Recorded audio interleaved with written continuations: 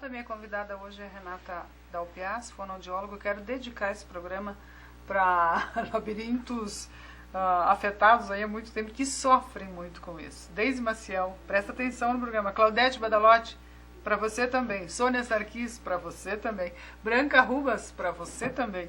E Anísio, querido, que está achando que está, presta atenção que procura um médico já, porque é bem complicado.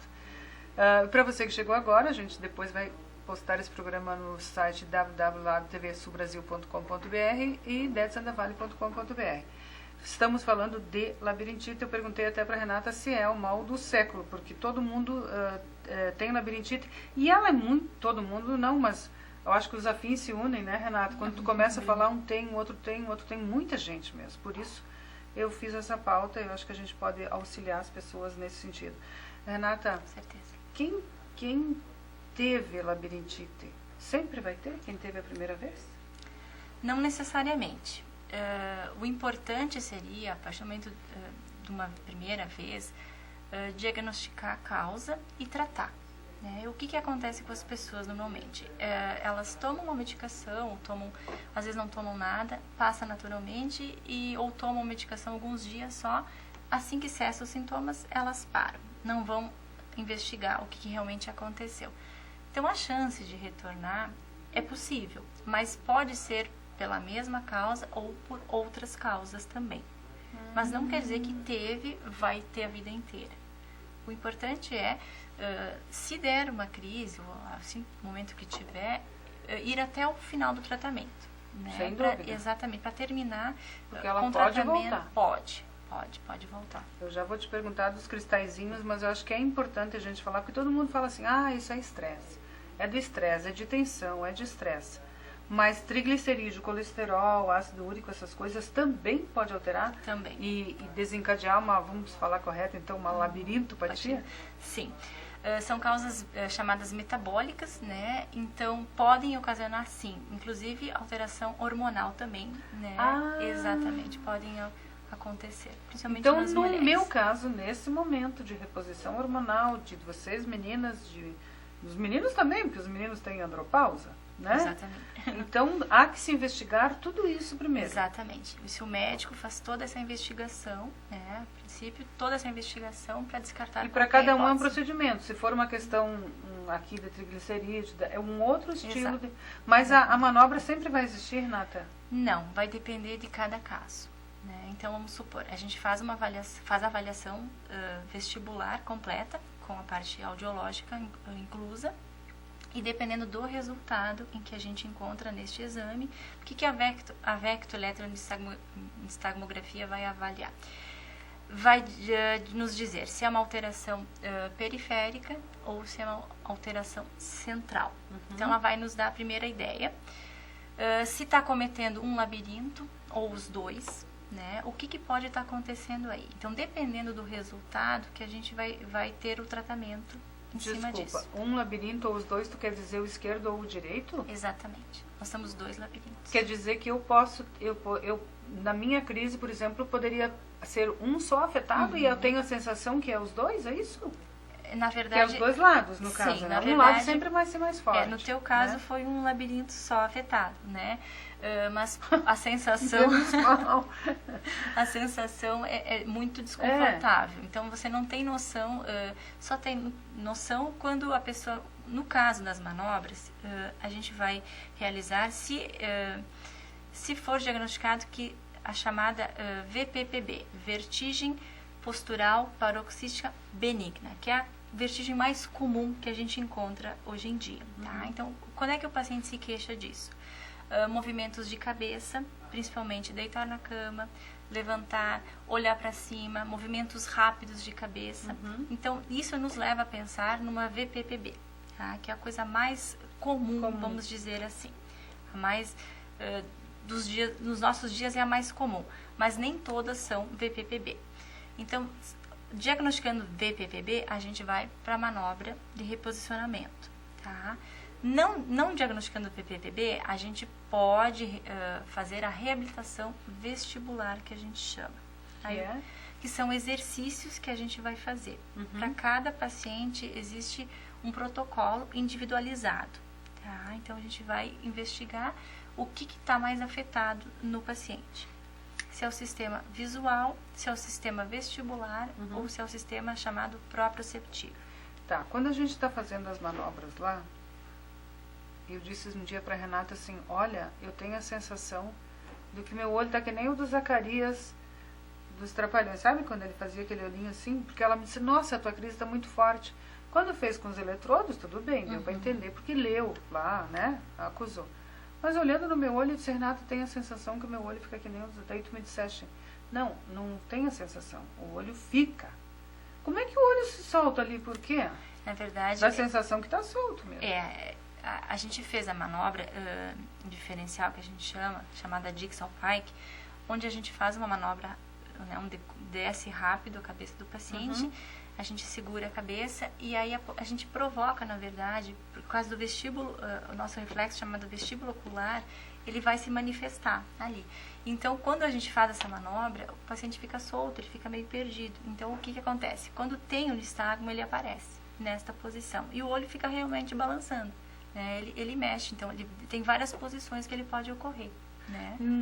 E tu falaste assim pra mim, vamos mexer nos cristalzinhos, quer dizer, ali dentro, ali tem cristalzinhos, é isso? Exatamente. Eu na minha ignorância médica, eu achava que era líquido, não é líquido. O que tem ali, o que dá um nível pra gente? Isso, nós temos líquido também, mas tem uns cristalzinhos, né, localizados. E quando você faz assim, você põe o cristalzinho no lugar. Exatamente. Quando Ou ocorre, tenta, né? Isso, exatamente. Quando ocorre essa queixa de postural, os cristalzinhos, eles se deslocaram, né? Então, eles não estão no local correto. Então, com a manobra, a intenção é colocá-los no lugar novamente.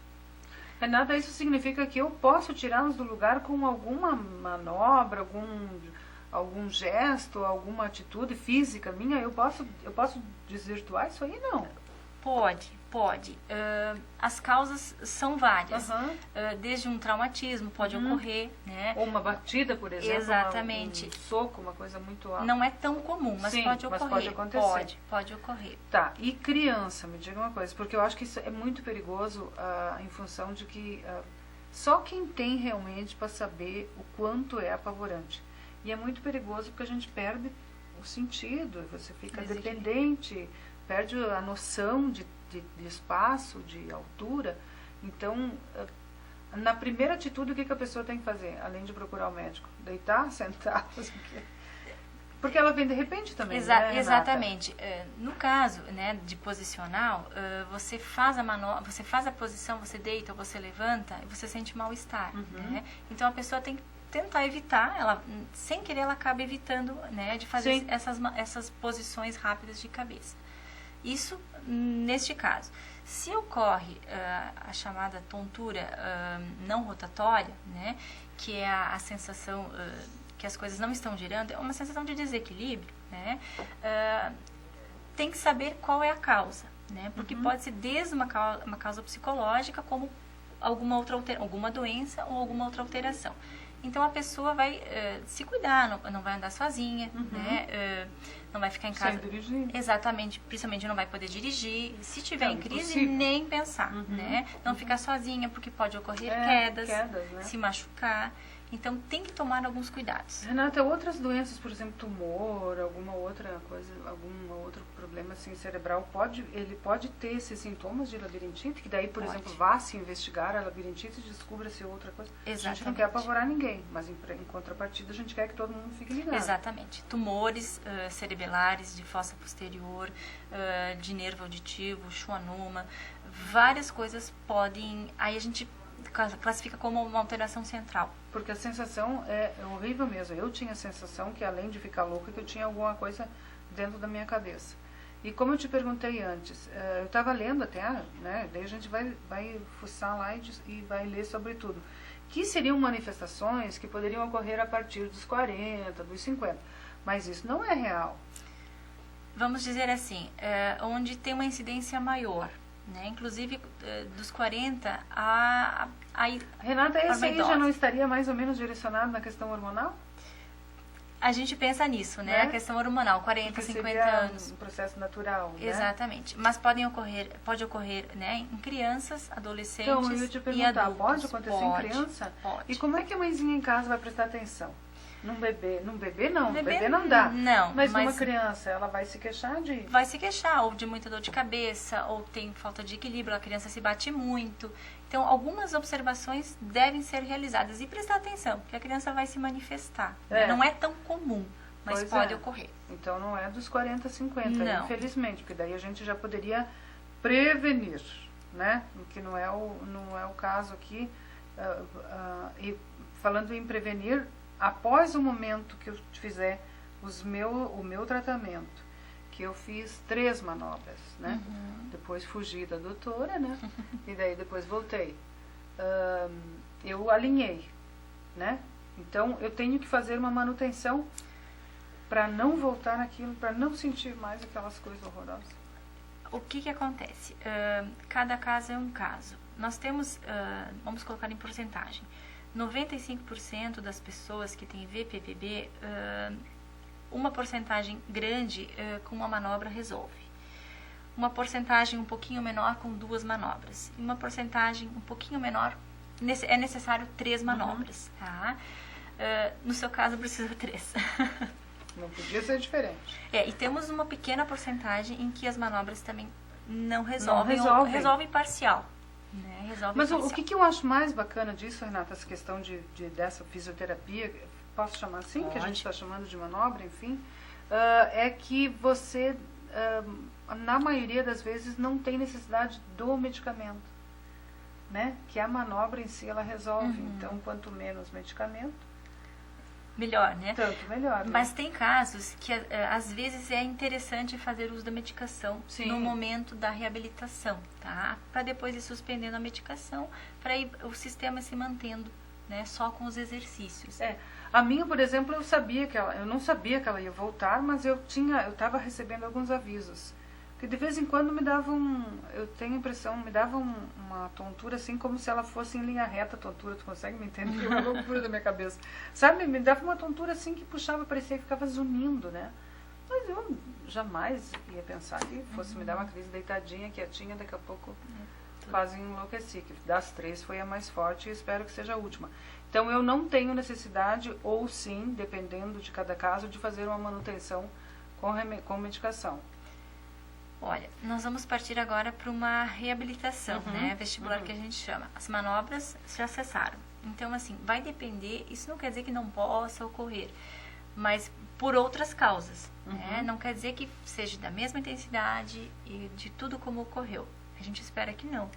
Mas a gente tem que... O ser humano, né? O corpo, ele é um... Quer dizer que eu não estou liberado.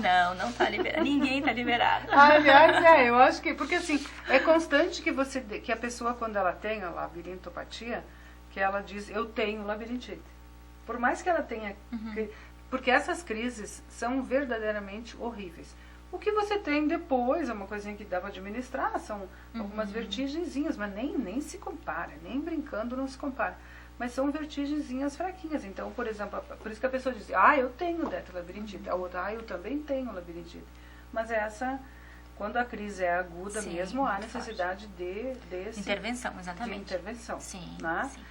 Falando em labirintite, em ouvido, tenho mais perguntas em relação à labirintite aqui com a doutora Renata. Nós vamos falar também de surdez. Posso te ocupar aqui para a gente falar de surdez, de ouvido, vamos saber tudo isso. Agora eu vou saber de medicação, de alimentação, se o que a gente põe para dentro também influencia, aquela história toda. Mas como temos aqui caso de triglicerídeos, essas coisas, obviamente que o que a gente come também vai ajudar um pouquinho, né? Sim. Então nós vamos fazer o seguinte, nós vamos para o intervalinho, vocês podem interagir conosco, 8408-0600, e faça suas perguntas para a doutora Renata, um minutinho só, a gente volta já.